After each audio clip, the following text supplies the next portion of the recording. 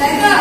আমরা কোথায় থাকি বলতো? পৃথিবীর ভিতরে না, এই বাইরে বাইরে চারপাশে থাকি। আর এইটা কি? এটা সূর্য। এবার পৃথিবী নিজেও এইভাবে পাক খেতে খেতে কি করে? আস্তে আস্তে আস্তে আস্তে এইভাবে পাক খেতে সূর্যের চারিদিকে ঘুরে, তাই তো? নিজে যখন পাক খাই, সেই পাক খাওয়াটাকে আমরা কি বলি?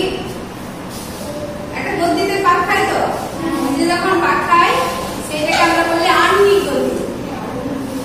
আর যখন সূর্যের চারিদিকে পাক খায় তখন আমরা সেটাকে বলি বার্ষিক গতি বা পরিক্রমণ গতি। মানে পুরো পরিক্রমণ করছে, পুরো চারিদিকে ঘুরছে ওই জন্য। এবার দেখ দিন রাত কি কথা। সূর্য পৃথিবী নিজে ঘুরতে ঘুরতে যখন যে দিকটা সূর্যের দিকে থাকে সেই দিকটা আলোকিত হচ্ছে না অন্য দিকটা? অন্য দিকটা। হ্যাঁ, অন্য দিকটা। সূর্যের দিকে আছে ওটা আলোকিত, মানে আলো পাচ্ছে না পিছন দিকে আলো পাচ্ছে? সূর্যের দিকে আলো পাচ্ছে, তাই তো? তাহলে যখন আমাদের পৃথিবী, মানে আমরা যে পৃথিবীতে থাকি, ঘুরতে ঘুরতে যখন সূর্যের দিকে আসি তখন আমাদের হয় কি? তাহলে এখন আমাদের কি দিন না রাত?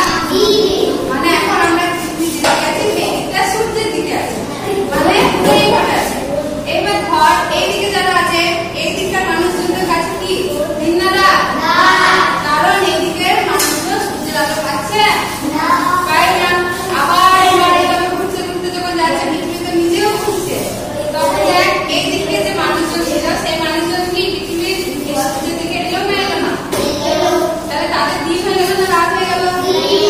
আর আমরা কোন দিকে চলে গেলাম? সূর্যের দিকে রাতের কাছে চলে গেলাম। এইটা একদম সাধারণ ব্যাপার, এইভাবেই দিন আর রাত হয়। বোঝা গেল? এবার বল কোন জায়গায় বুঝতে পারলি না?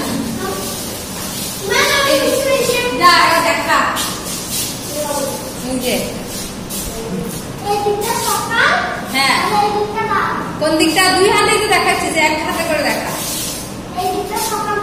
সকাল মানে দিন, মানে দিন। আর এই দিকটা মানে এইদিকে সূর্যের আলো পাচ্ছে না, পায় না? হ্যাঁ, বেশ।